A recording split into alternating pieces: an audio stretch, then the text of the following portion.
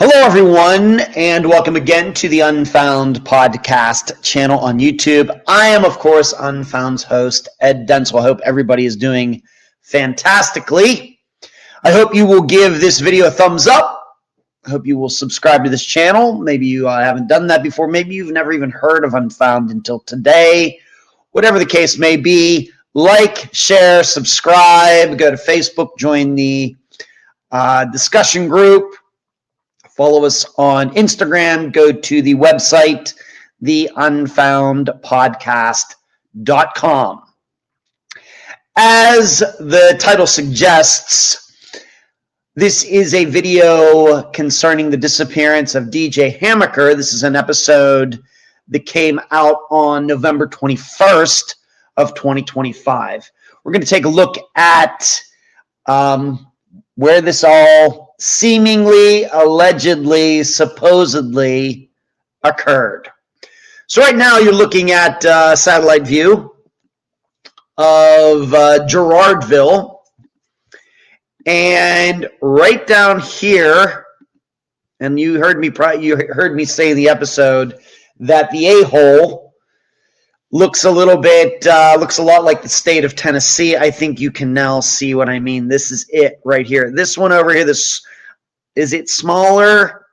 I guess it is. Certainly, maybe just in a different way. It's hard to compare something more oval over here on the right compared to something that's a little more rectangle and straight edged.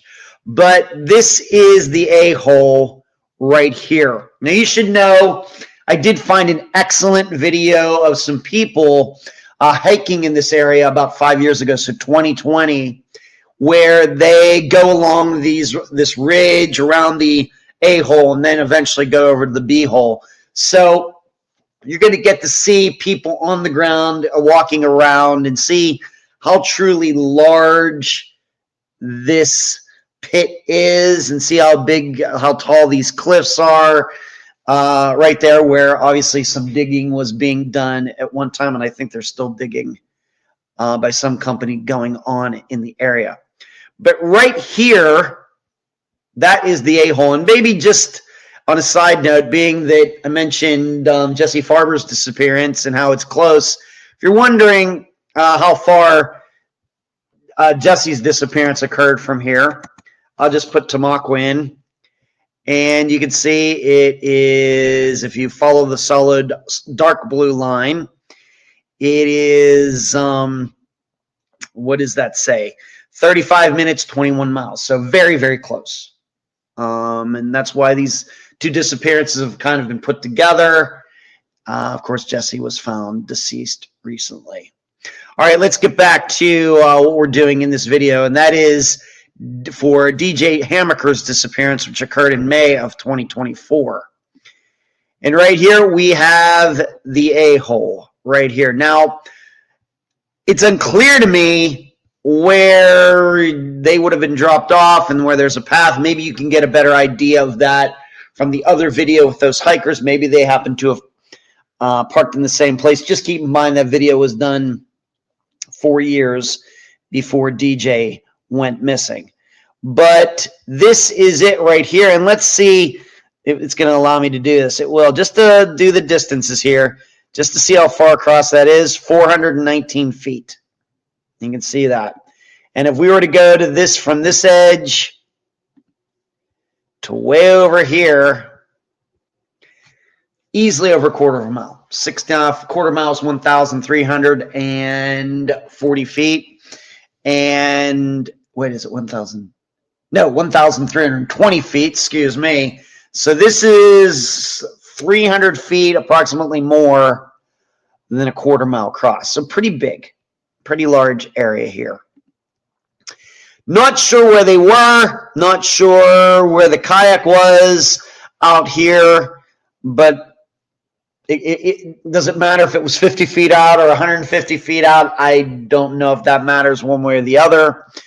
But if you go look at that other video, once again, the one that's actually people walking on the ground who were actually there 5 years ago, you're going to hear them talking, about the surrounding area, and you're going to see abandoned cars and things around here. And in the comments, you're also going to see at least one person said a friend or a family member had attempt to jump off one of these cliffs and died doing it. The body was found. And you'll find several stories about people dying here. All of those other people have been found. DJ has not. Something to think about. Now, this is the B-hole, and you heard Julie say in the interview that these pair of pants that she believes to be DJ's. And I have spoken to Rachel from, of course, Jesse Farber's disappearance. She's the one that discovered them, coincidentally. Her and her group that was out there that day. She also inclined to believe that they are his, in talking to Julie one-on-one. You did hear that Julie said they were on the opposite side going toward the B-hole. Now, as best as I can determine, there is a road right here. So I'm just going to guess that Teresa in her car, if this happened the way it was explained, she goes over here, they get out, and the two guys, DJ being one of them, go up here somewhere, obviously to put a kayak in. You can't put it in from the cliff. So they're going to have to go over here somewhere that's, down near the water, closer to the water, maybe in here, maybe over here. Hard for me to say. But she said that the pants were on the opposite side from where Jimmy was. So it doesn't seem like they were walking up here and then somehow DJ dropped his pants, or, if he was carrying things and the pants fell out. And it doesn't seem like that because they wouldn't have been coming up here. I got the idea that maybe the pants were found over here or over here near the B hole than they were to the A hole. Now, why they would be over there, I don't know. But Julie was fairly clear. Of course, she wasn't there. She didn't have the physical ability to be in that area, but that's what she's been told. I think Rachel believes the same thing, that it doesn't seem like the pants were found or dropped going from the road to the A-hole, that more likely, if they are DJ's pants, they were in that location for some other reason. And I will state it again, it's her son, Julie's son, and so I can't argue with her when she says, yeah, those are pants, they're his size, and she even said she might have bought them for him.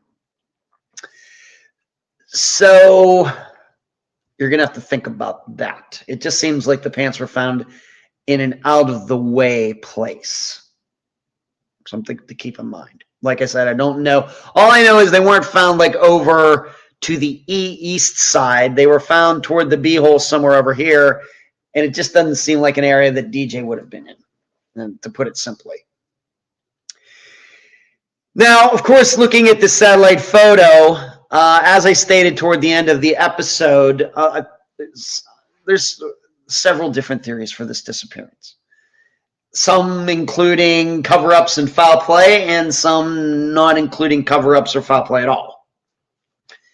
But if we're to think, let's look at one of the non-foul play scenarios. Let's say that DJ, the kayak got out into the water just because maybe it was sitting on the shore, maybe the wind pushed it out there or something, just kind of floated away. Of course, that's why they tie boats up at docks. If you don't tie the boats up to the dock, the boat is going to float away eventually. The wind will eventually take it out into the middle of a lake or whatever. So it very well could be if the kayak may be half in, half out, kayak's not that heavy, wind or water just kind of gently pushes it out, and maybe it went up there all by itself. And in the meantime, DJ had to go to the bathroom, take a leak or something. He goes off into the woods. Maybe he's not taking care of himself. He has some other health issue that nobody knew about, and he has a heart attack or stroke somewhere, and he just hasn't been found. Of course, that can happen. We know that happened with Jesse Farber, where he was eventually found by accident in a place that had been searched many times before. So you can look at this surrounding area and think, yeah, that really, really looks like it'd be tough to search. And if you watch the other video where they're actually on the ground, you're going to get even a better idea of that. The only difference would be that it seems like they're sometime in the fall or winter or something, because there's not a lot of leaves on the ground, not a lot of leaves on the trees. and it does look a little chilly. So maybe, I don't know what, exact date they were there, but it's wouldn't have been in May, of course, where everything would be in full bloom. That's when DJ would have been there, and certainly not in this satellite photo we're looking at where everything is so green and everything. So just keep that in mind as well. But you can just see this area. You can see these dark, that means dark line. That means like that's a valley there. The lighter is right in here, is a little mountain or hill or whatever. If you walked off for a little privacy, if you had some sort of health issue or something, it's very easy to understand why people went searching for him and couldn't find him. What is way, way harder to understand is searching this a-hole and not finding him. Searching around this area, the land, and not finding him, but actually him maybe being there, somewhat easy to understand. But it's really, really hard to understand. In the year and a half, his body hasn't come to the surface. It's not that big of a place. Many, many people have been there since. Scuba divers went down there. Everybody else who has drowned in this a-hole has been found. That's a lot harder to understand. So there you go. That's the best I can do. Like I said, I would go look at that other video. The link is in the discussion group on Facebook. I will also put it on DJ's page on the Unfound website, the unfoundpodcast.com, so you can take a look at both of the videos, both the one I'm making here and this other one that somebody else made. That's all I have for today. If you'd like to support Unfound, you can see it there on the screen. Unfound, patreon.com/unfoundpodcast.com. Also PayPal, here on YouTube. Hit the join button below. A variety of ways you can support what we do here, and I'd appreciate it. And once again, please like this video, share it, subscribe, and I'll talk to you again sometime soon.